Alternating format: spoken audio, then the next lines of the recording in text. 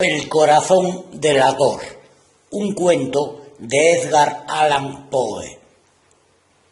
Es cierto, siempre he sido nervioso, muy nervioso, terriblemente nervioso. ¿Pero por qué afirman ustedes que estoy loco?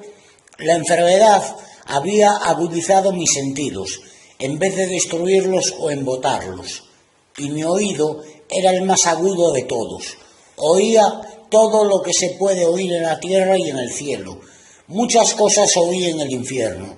¿Cómo puedo estar loco entonces? Escuchen y observen con cuánta cordura, con cuánta tranquilidad les cuento mi historia. Me es imposible decir cómo aquella idea me entró en la cabeza por primera vez, pero una vez concebida, me acosó noche y día. Yo no perseguía ningún propósito, ni tampoco estaba colérico. Quería mucho al viejo. Jamás me había hecho nada malo. Jamás me insultó. Su dinero no me interesaba. Me parece que fue su ojo. Sí, eso fue. Tenía un ojo semejante al de un buitre, un ojo celeste y velado por una tela. Cada vez que lo clavaba en mí, se me helaba la sangre. Y así, poco a poco, muy gradualmente, me fui decidiendo a matar al viejo y librarme de aquel ojo para siempre. Presten atención ahora. Ustedes me toman por loco, pero los locos no saben nada. En cambio, si hubieran podido verme, si hubieran podido ver con qué habilidad procedí, con qué cuidado, con qué previsión, con qué disimulo me puse a la obra, jamás fui más amable con el viejo que la semana antes de matarlo. Todas las noches, hacia las 12, hacía yo girar el picaporte de su puerta y la abría. Oh, tan suavemente. Y entonces, cuando la abertura era lo bastante grande para pasar la cabeza, levantaba una linterna sorda, cerrada, completamente cerrada, de manera que no se viera luz ninguna, y tras ella pasaba la cabeza. Oh, ustedes se hubieran reído al ver cuán astutamente pasaba la cabeza. La movía lentamente, muy lentamente, a fin de no perturbar el sueño del viejo. Me llevaba una hora entera introducir completamente la cabeza por la abertura de la puerta, hasta verlo tendido en su cama. ¿Es que un loco hubiera sido tan prudente como yo? Y entonces, cuando tenía la cabeza completamente dentro del cuarto, abría la linterna cautelosamente. Oh, tan cautelosamente. Sí, cautelosamente iba abriendo la linterna, pues crujían las bisagras. La iba abriendo lo suficiente para que un solo rayo de luz cayera sobre el ojo de buitre, y en esto lo hice durante 7 largas noches.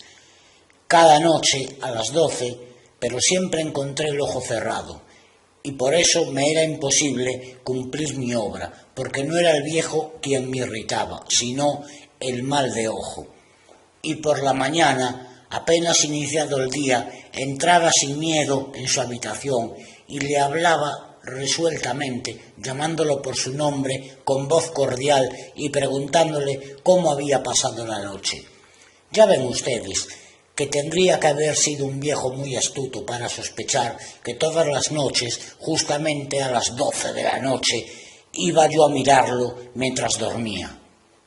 Al llegar la 8ª noche, procedí con mayor cautela que de costumbre al abrir la puerta. El minutero del reloj se mueve con más rapidez de lo que se movía mi mano. Jamás antes de aquella noche me había sentido el alcance de mis facultades, de mi sagacidad.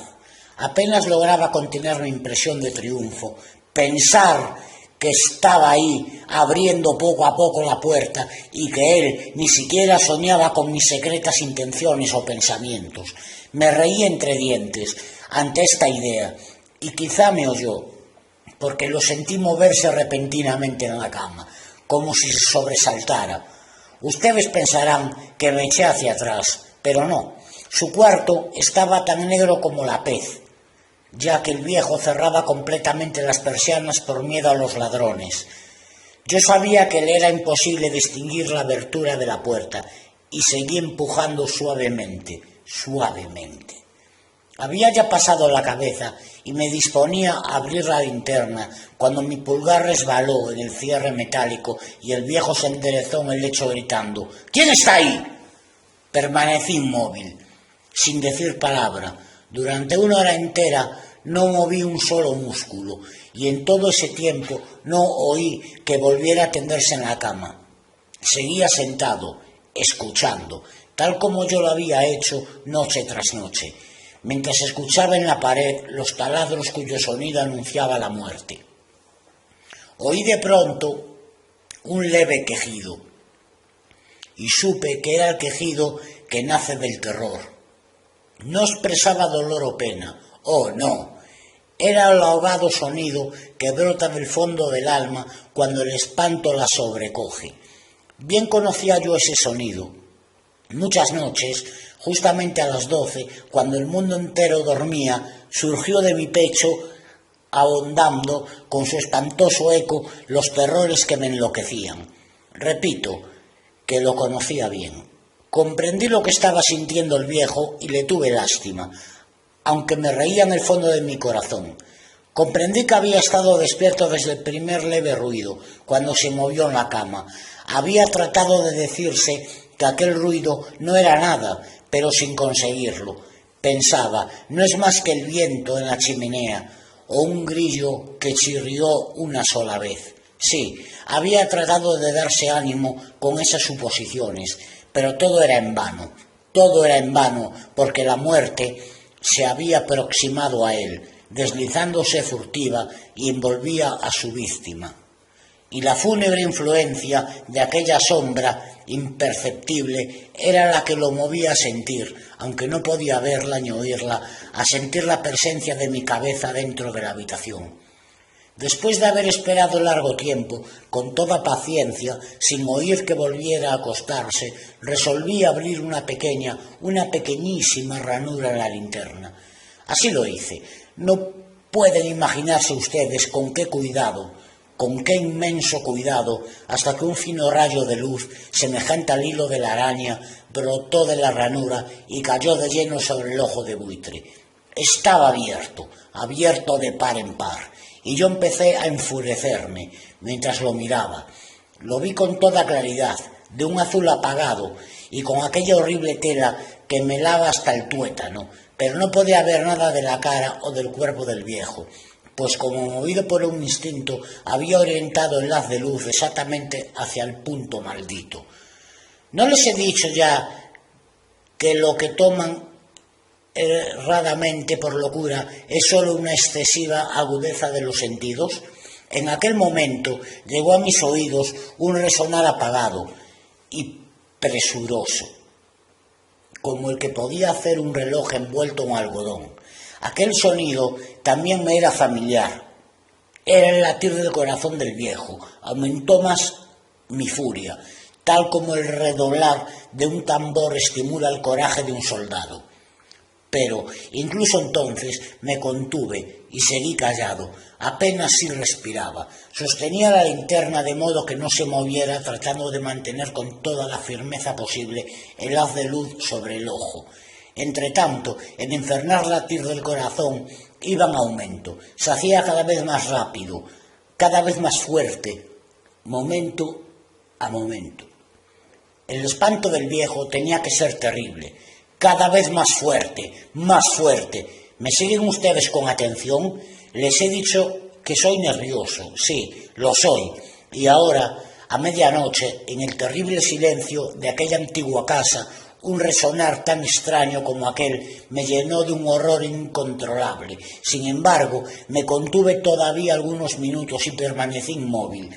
Pero el latido crecía cada vez más fuerte, más fuerte. Me pareció que aquel corazón iba a estallar, y una nueva ansiedad se apoderó de mí.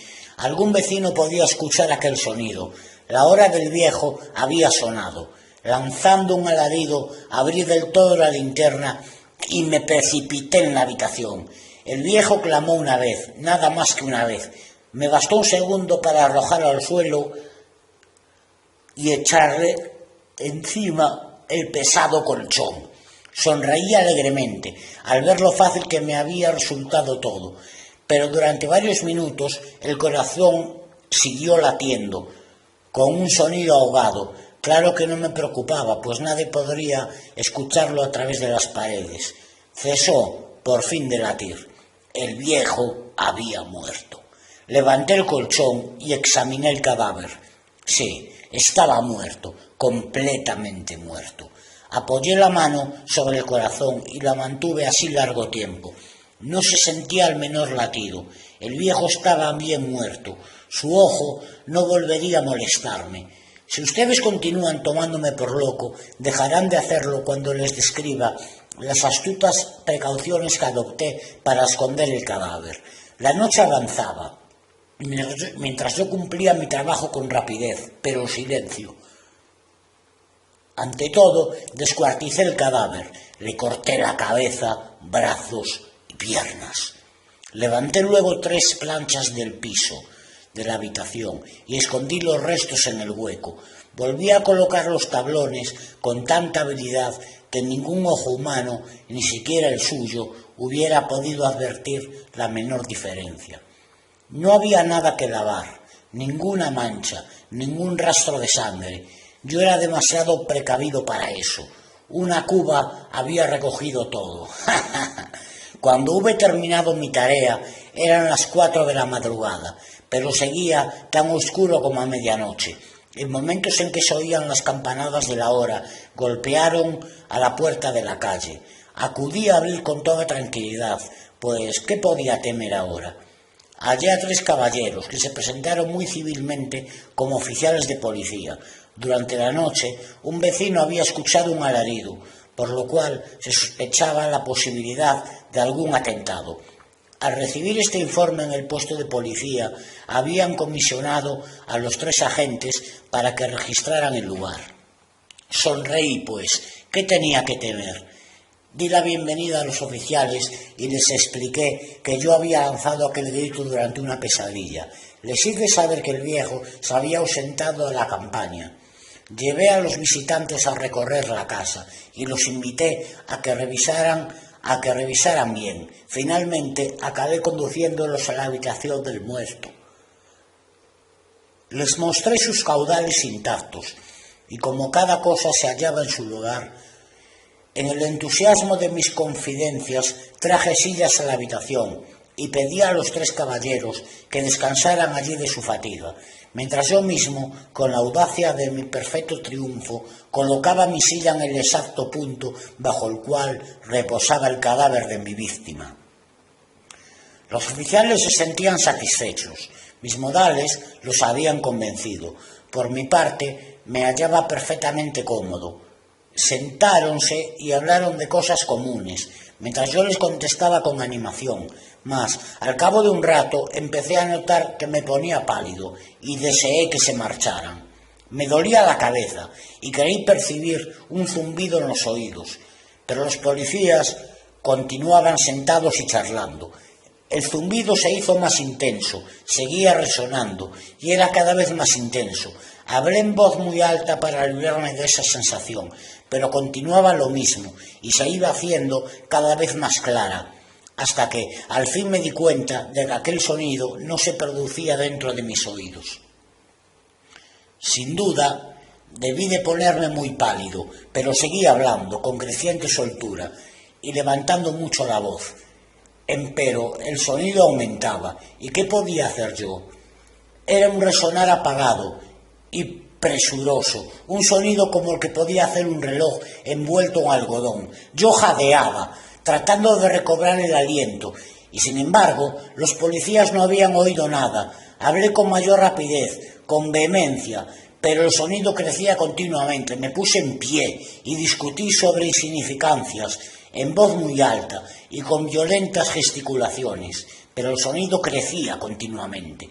¿Por qué no se iban? Anduve de un lado a otro, a grandes pasos, como si las observaciones de aquellos hombres me enfurecieran, pero el sonido crecía continuamente. ¡Oh, Dios! ¿Qué podía hacer yo? Lancé espumarajos de rabia, maldije, juré, Balanceando la silla sobre la cual me había sentado, raspé con ella las tablas del piso, pero el sonido sobrepujaba a todos los otros y crecía sin cesar. Más alto, más alto, más alto. Y entre tanto, los hombres seguían charlando plácidamente y sonriendo. ¿Era posible que no oyeran? ¡Santo Dios! No, no, claro que oían y que sospechaban, sabían y se estaban burlando de mi horror. Sí, así lo pensé y así lo pienso hoy, pero cualquier cosa era preferible a aquella agonía. Cualquier cosa sería más tolerable que aquel escarnio. No podía soportar más tiempo sus sonrisas hipócritas. Sentí que tenía que gritar o morir, y entonces, otra vez, escuchen, más fuerte, más fuerte, más fuerte. Basta ya de fingir, malvados, aullé. Confieso que lo maté. Levanten esos tablones, ahí, donde está latiendo su horrible corazón.